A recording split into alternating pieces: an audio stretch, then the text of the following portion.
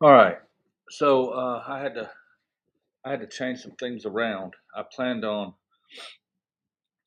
talking about the history of money, and that's what I wanted to do. I wanted to talk about the history of money and why we need competing currencies.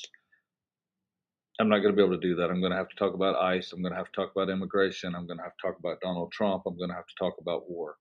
Um, I'm going to have to talk about hypocrisy. I'm going to have to talk about the Libertarian Party. I'm going to have to talk about racism. I'm going to have to talk about a lot of things. If you stick with, I mean, it's stream of thought. It's stream of conscious. It's all coming, no script, whatever. This is impromptu. It's just been based on my day. Um, I wanted I wanted to do the educational. I wanted to do the educational video because I have people telling me that people that I care about, people I respect, telling me that we want more of that. We want more of who will build the roads. We want more of how government destroyed healthcare. We want more truth, more history, more accuracy. And I want to give that. I really do. But I think it's important right now at this time to reflect on what's going on in the world because there are so many people who I think we have to take a step back and look at how we got where we're at. So we can't pretend that everything happens in a vacuum. We can't pretend that Donald Trump rose from the ashes and took over the government. Right? How did he get elected? Well, take all the theater out of it. I mean, take the wrestling antics out of it and the heel turn. It was pretty. If you follow that line of thinking, though, it was pretty wild. Um, there was if you follow wrestling, old WWF when it was still WWF wrestling. Um, Stone Cold Steve Austin did an amazing anti-hero heel face turn, and then he did it with Bret Hart, right? And and he won the crowd over, and that's what Donald Trump did. It was the same angle, the exact same angle, right? It was the authority angle. They were gaslighting. They were this charge and that charge and this charge and that charge, and the whole world was crashing down on him. And then they were trying to shoot him, and all these crazy things were happening. And everybody got fed up. And the guy then he jumps up and he's like, "Fight, fight, fight!" And everybody, a lot of people got riled up with that, right? And they started following the guy. It was an amazing, an amazing face turn that he made, and then he got into office. And I'll admit, man, he had me going too. He got into office and he freed Ross. That was badass. Brought Doge. That was badass. Talked about putting Ron Paul in Doge with Elon Musk. That was badass. That was great stuff, man. That was really, really, really good stuff. That first month was just rock and roll. Like it was like, yeah, this is what we wanted. I didn't vote. I wouldn't vote for him, but if I had voted for him that first month, I was proud. He was walking the walk and talking the talk. No more wars, Doge, free Ross Ulbricht, RFK. All this stuff. We're going to put an end to. We're going to put an end to the food crazies. We're going to put an end to the the vax crazies. We're going to put an end to all this shit, right? And it was badass. That first month was. I mean, hell, I'm getting pumped up thinking about it now. That first month was just pure rock and roll. It was beautiful. There's a lot of things I can't even pardoning the J6 people, like all that stuff was real. And there's a lot of people that have either quit watching me at this point because they're on the other side of that, or by the end of this, everybody's going to have a little bit of a reason to hate me. So just bear with me. I'm going to go on roller coasters here. I'm going to ramble a bit. I'm going to go because this is, like I said, this isn't a script. I'm just talking what's on my mind. This isn't what I plan to talk about tonight. I plan to talk about currency. So all that stuff, right? He pardoned the J6 people, like all the stuff that had been building up for the past couple of years. We were cashing in, right? We were getting the build up, we were getting the pop, we were getting the money shot. And then it just slowly but surely, and then fast, fell like a house of cards, right? All of a sudden, Israel was back in charge. Elon was out of Doge. Nothing happened with Doge. Fauci, Fauci never got arrested. even going back to 2016, Hillary never got locked up. Then all of a sudden, we're talking about going to war with Iran, like, and it just became more and more and more and more. And all of a sudden, Thomas Massey, of all people, Thomas Massey, a good gentle soul, a good libertarian, a good constitution, not really a libertarian, just a good constitutionalist, votes with the Republican Party 91% of the time. The 9% he doesn't vote, as he's so famous for saying, is when they want to protect criminals and pedophiles. So Trump hates that guy, starts attacking him, palling up with Lindsey Graham, flying around with Lindsey Graham. So that face, like, I mean, it is wrestling, man. It is pure theater. If you look at it, so back in 2016, everybody hated Donald Trump, right? He was a joke. I mean, even the people that loved Donald Trump later, they hated him. He was a joke. By 2020, he was beat. He was, by the time he was out, he was a defeated man, and he made that face turn. He made that face turn. He became a hero. No, it was way before Charlie Kirk got killed. I'll get into it. I'm going the whole thing. It was well before Charlie.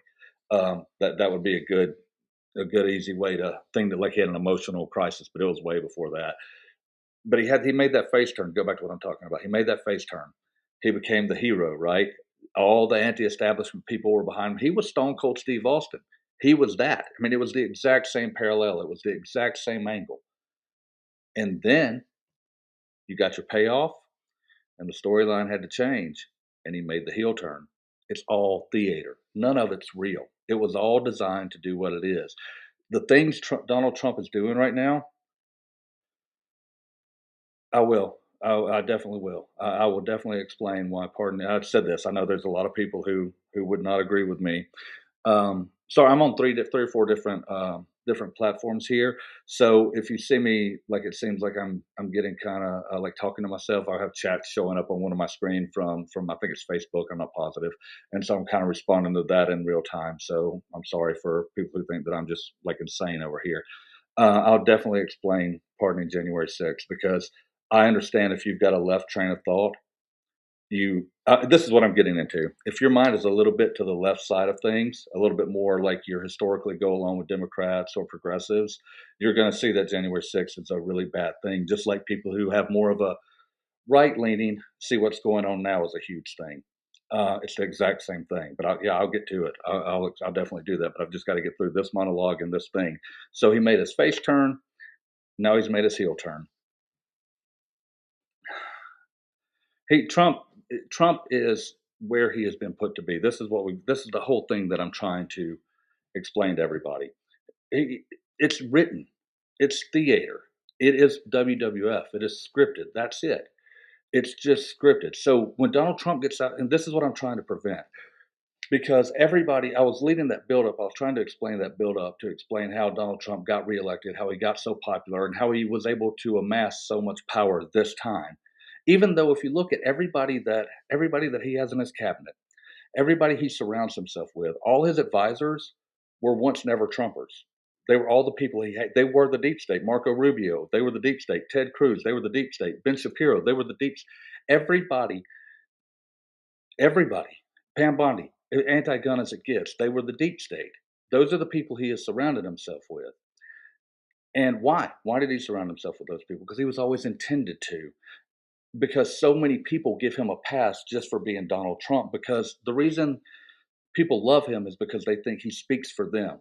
I'm going to go back to 2020 a minute, and I promise you, Carol, I will get to answer your question along the way.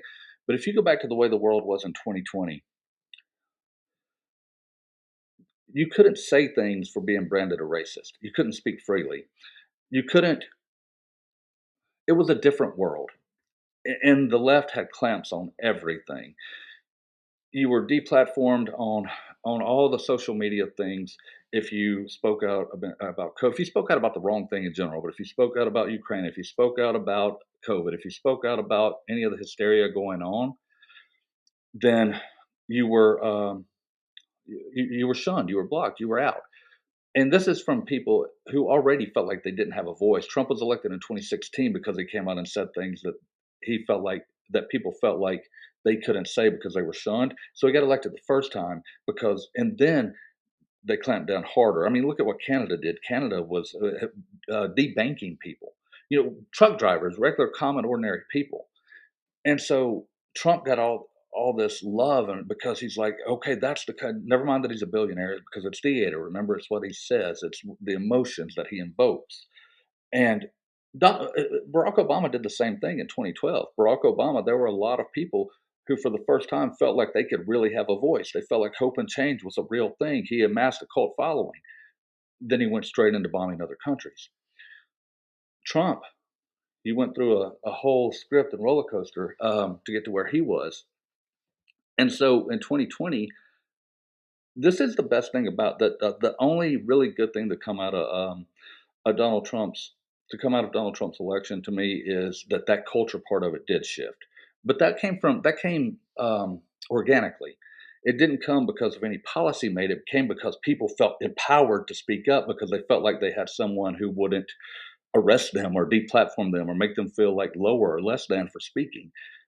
So because people felt empowered to speak, they started speaking. They started saying things. We started having more dialogue, and then the platforms opened up. Everything came out, and then the market kind of worked in that way. So now we get to where we're at now. You've got this guy with all this power, and he's doing exactly what Joe Biden wanted to do, what Joe Biden was supposed to do. Joe Biden played his part. Joe Biden set up Donald Trump just to do these things. One expanded on the next, expanded on the next, but Joe Biden couldn't get away with doing what Donald Trump's doing. And Donald Trump's setting it up now. He's setting it up now so that the next person that comes after him can do even more, and everybody's going to be so happy to let him do it. All the marks are going to be so happy to let him do it because at least it's not Trump. And that's what I'm trying to prevent. That's why I spend so much time, because if you look back at my history, I have criticized every president of my lifetime that I've been old enough to be aware of. Um, this isn't new to me. I have always it's not an attack on Trump per se. It's not like, oh, this guy has TDS. I definitely don't. Out of between Trump and Harris, I wanted Trump to win. So it's definitely not a TDS thing. It's a SDS. It's a state derangement syndrome. I'm very against the state, but I can also see what they're setting up. So now, what people are starting to lay into this hero worship of Trump, and they're starting. The answers are the same answers. I had an argument today, a debate, whatever you want to call it, on Facebook with two sides. Right? I posted a meme about if you're mad about Ashley Babbitt and you're mad about Renee Good, and you guys saw the meme. And on one side, people were saying, "Well, that's not the same. That's not the same." Back then, those January 6 people were domestic terrorists. And then on the other side, on the right side, people are saying, "That's not the same. That's not the same." Those people out in the streets now are domestic terrorists. I'm paraphrasing, but that's exactly, I mean, that was the implication from a large swath of people. They're both saying the exact same thing to me, giving me the exact same criticism. Well, what I think is that no, back then you should have arrested those people because they were domestic terrorists. And then the other side, from their point of view, well, no, what I think is you should arrest those people now because they're domestic terrorists. If you're using the exact same criticism, if you're defending with the exact same verbiage, with the exact same train of thought, and the only difference is your point of view, then you're kind of, I mean, if you look and you see that so many people are saying the same things in different contexts, it's validation to me that what I'm saying is correct. So, to get to your point, Carol, about you can't go along with pardoning the January 6 people and explain to me how I can, it's easy. In the first place, what you had was a bunch of nothing, honestly. Um, the only person who was killed that day was an unarmed woman murdered by the government. That's plain simple fact. What you had maybe was a riot, maybe. So what? You had riots all summer long during the BLM stuff. You had so what? You had that. They were let into the White House. If you're going to claim to me that these people were terrorists and that was an insurrection, that's how Donald Trump got elected, is because that's gaslighting. Like, I'm not saying you're gaslighting me. You may believe that, but you believe that because you've been gaslit, because the media told you that. You, there's no such thing as an unarmed insurrection. You had women, You had children, you had grandmas literally, children literally, women, men dressed up in furry costumes, meandering through the White House, which they were let into. They didn't knock the doors down. They were allowed in there. Basically, went on an unguided tour. Some of them even a guided tour. Took selfies. Some of the security guards took pictures of them up on the podium, like the cops. They took pictures of them up on the podium, and then they were told to leave. And guess what they did? They left. So let's say you don't see it that way. Let's say you see that they were there and they were a mob and they got rowdy. Well, guess what else though? That's public property. The White House is public property. You know who owns public property? It's communism. You know who owns socialism? You know who owns it? The commons. You own it. I own it. How can you trespass on your own property? My belief system is simple. If you hurt someone, if you trespass on their property or their person or their liberty, then you deserve to be punished. If you don't do those things, then you don't deserve to be punished. You, there can be no crime if there is no victim, and the state itself cannot be a victim. So those people on January 6th, like them or not, agree with me or not, they were arrested. They were thrown in a cage. For what? For what were they thrown in a cage for? Why do you think they should have been caged? Because they did what wrong? Like, why should they have been locked in a cage? Isolated, in solitary confinement, made an example of, locked away, treated horribly. Why? Why should that have happened to them? Of course they should have been pardoned. I don't see any debate. I don't see any, to me, it's nonsense. Of course they should have been pardoned. I'm not being dismissive to you. I'm just answering your question in the best way I can, like as honestly as I can. To me, it's, of course they should have been pardoned. And what we're doing right now is I'm debating with friends, people that have, and I'm not talking about Daniel. I see you're right there in front of me. I'm not talking about you with this comment when I say this, because I feel like we've had our share of boxing matches and arguments and things over life that we can disagree politically or agree politically, but and we'll be fine. But I'm arguing with people I've known. I had a girlfriend during COVID. My wife hopefully she didn't see this. I had a girlfriend during COVID, and she told me basically I needed a vaccine passport to. Anyway, we broke up, and I see the same thing happening now. I see the exact same thing happening now on the other side. I see people that I didn't expect this to happen to the right, but I see people that I'm friends with on the right that are about to. I can see that things are about to take off because I disagree with them vehemently. I have the exact same passion for this topic as I did for COVID or any other topic. Um, I believe in freedom. I believe in freedom down to the individual. Are we talking about the limits of federal jurisdiction and law enforcement? I can't see the whole comment there, and I don't want to get off on that. So, no, I'm just talking. I'm just rambling, really, and kind of answering the questions as they pop up. Again, this was meant to be about what I advertised this one as, and what I meant for this to be about was the history of money and how we need competing currencies. And I am starting next week. That is what I'm going to go into.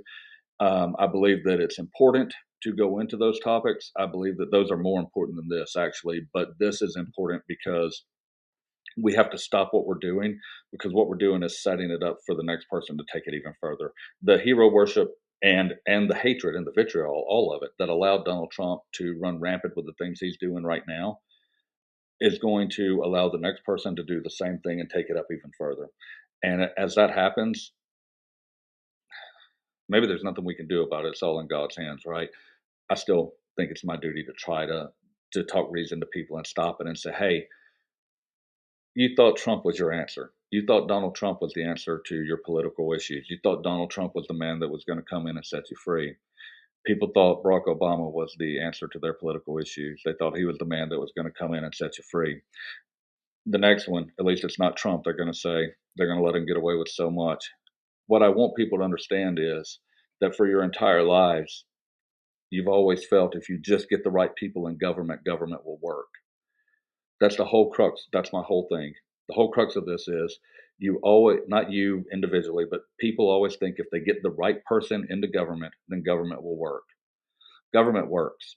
Government works better than any mechanism I've ever seen. Government works down to a T, just like it's planned to do. There is no Republican or Democrat. As much as people hate me saying that, there is no Republican or Democrat. They are on the same side. Government is a weed that feasts on power. They say war is the strength, is the health of the state, right?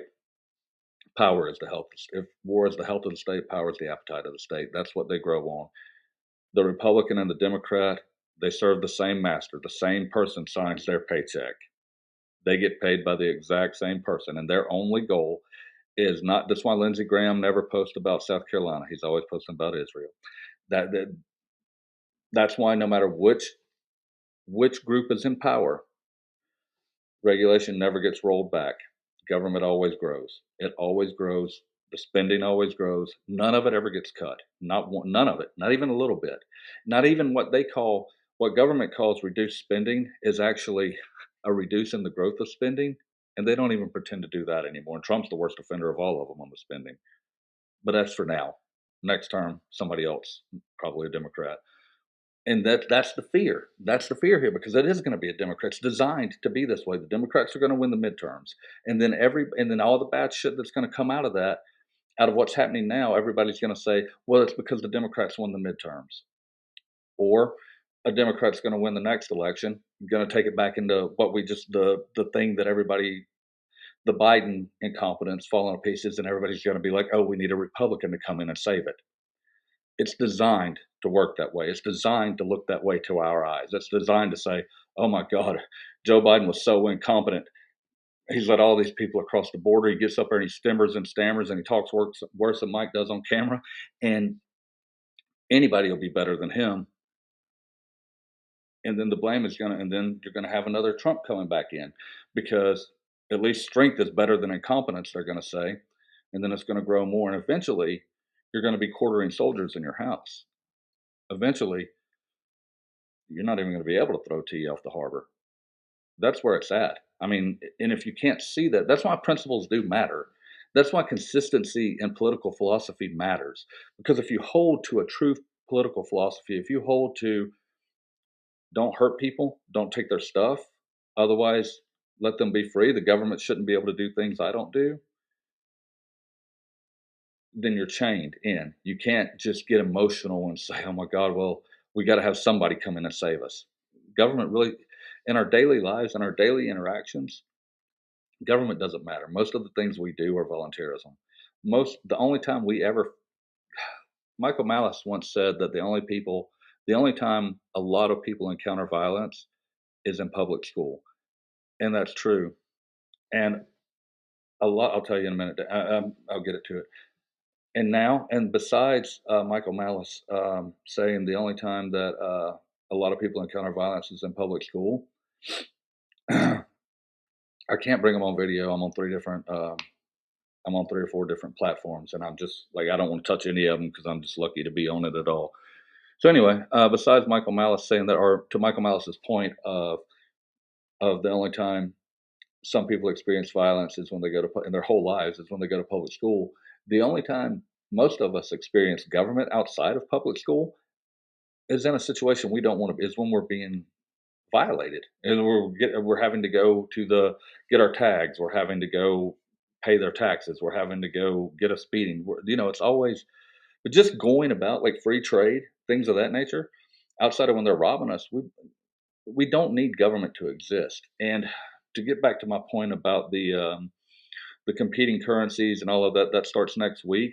But go read, because that's where I think that's the answer to your question, Daniel, is how do we free ourselves from government or even more limited government, is we have to do it ourselves. And I've written a lot about how things worked like before government, like how we got roads, things of that nature. And I'm a good writer. I'm a really good writer. I used to try to feign humility on those things or I was taught to be humble, but I think God gave me that talent, and to downplay it would be sinful. So I've gotten some really good essays on antistatecontent.substack.com on who will build the roads, how government destroyed healthcare, How the Wild West is even a myth, like a lot of that stuff. So if you understand the history of how we have these things, which I've put there for you, and I'll do more with currency coming up. Currency is important. People say whoever controls the food supply, whoever controls the food supply controls the government. I mean, controls the populace. Now that's more who controls the money supply. Nobody should control the money supply. Currency should compete, and if they did, the best ones, the most valuable ones, would win out. So that'd be a good start. But really, no. I mean, I think the best way, how we do it in this day and age, how do we get, like, I've done a pretty good job, honestly. I was thinking about this when I was taking a shower earlier after I put the kids to bed.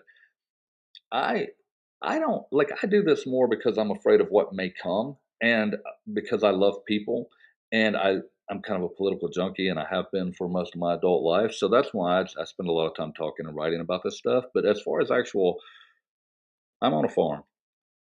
I do a lot of black market business. I started a real estate company that also goes around licenses and things of that nature. I have I have a regular tax paying income as well too. But if that and so does my wife. But if those went away, I've set myself up here where I'm in the unincorporated South, which is as close to Ancapistan as you can get. The unincorporated South is as close to voluntarism as you can get in this society. What we have to do, this is what's important, instead of all the arguing and all the fighting and all the debating, if we can come to Jesus and realize that no government is the best government, and if we're debating about, well, they should be allowed to do this or allowed to do that, we're debating the wrong thing, because that's the first thing we have to get past. We have to get past saying, well, they should be allowed to do this to us. They just shouldn't. But if we can get past that, even if we believe it, even if you're like, hey, I want them to do this, blah blah blah. If we can get past that and we can build communities, and communities don't have to be me and my neighbor here. Although I live in because I bought my farm down in Tallahassee, where it was on old timberland where I could buy it cheap. I live in a black neighborhood, so almost all of my neighbors, I don't have any real close neighbors, but almost all of my neighbors are black farmers, and they are as libertarian as it gets, even though they're not political at all. Like, everything, we trade hogs, we trade meat, we trade like, it's very off the grid living. We don't want for anything. We live as modern as anyone else, but we have our markets, right? Um, and that's what you have to do. That's the first thing, is creating counter economies and communities. You have to have places where you can be safe. There is no, at this point in time, getting out of it, but minimizing it is about culture. And that's what we have to change. That's why I'm always posting on these things. That's why I'm always posting about what they did to us today, or what they did to us today, is because I need people to see government for what it is. And I can only do my part, right? It's not like it's not like I have some massive audience, you know. I have the platform I make for myself. It's a very little one, but I do the best I can on it. And changing the culture is the most important thing we can do. And the first, by eliminating the dependence culture. We eliminate that dependency, we start counting on each other. Because voluntarism doesn't mean, people think that liberty means, or that I think it means, I'm an island to myself. Well, no, it doesn't. It just means I have the freedom to be. I have the freedom to opt out. I have the freedom to not be coerced and forced. So yeah, it's about limiting the reach of the government but people can do that. We have the numbers, right? We have the numbers. That's why they want us divided. That's why they plan these things out the way they do, so that you have good guys and bad guys, and you cheer for the good guys, and you boo the bad guys, and you want the good guys to win, who you think are the good guys from your perspective, because they want the audience at each other's throat instead of at their throat. If you can see it all as political theater, if you can see it all as pro wrestling, as scripted pro wrestling, with a good guy and a bad guy, and you're the mark, and you're suspending disbelief when you think one of them is this, then we can get away from government, and we can start looking for real solutions. And that's really it, man. This went a lot different. I've been on here 30 minutes, basically at a monologue, staring at a screen, talking. I really appreciate you guys. I appreciate you bearing with, you know, staying with me, talking to me. Maybe come on next week. Come on with me. Join me next time. We can, maybe we can get more people to watch if we talk and do roundtable style, because that's it. I mean, it's about talking to people and asking questions and finding common ground and finding ways to build a community. Um, you have to build a community first. You have to have people who have the same beliefs as you do. You have to have culture. You have to have churches are a great way to do those things. People should put their faith in God and their faith in church instead of their faith in government. And if we can agree on that, if we can start with that, then we can pull a lot of their weight away from them. But like I said, I've been rambling here for 30 minutes. I don't know. I hope somebody got something out of this, or I made some kind of point, because none of it went exactly like I was supposed to, and I didn't script anything.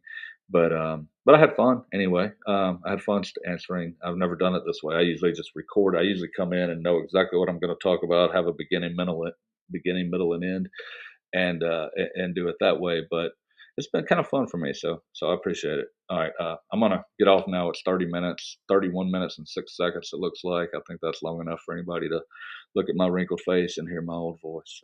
Thanks, guys. I'll talk to you soon.